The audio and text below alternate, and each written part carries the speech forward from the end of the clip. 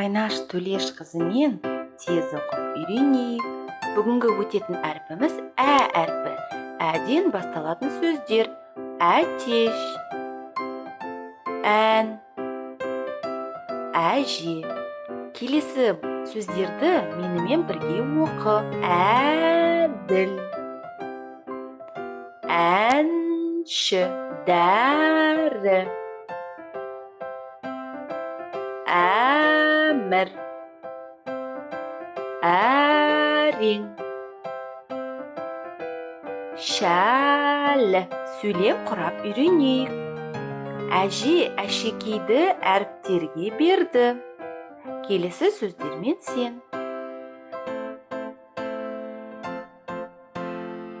Жарайсың, балақай.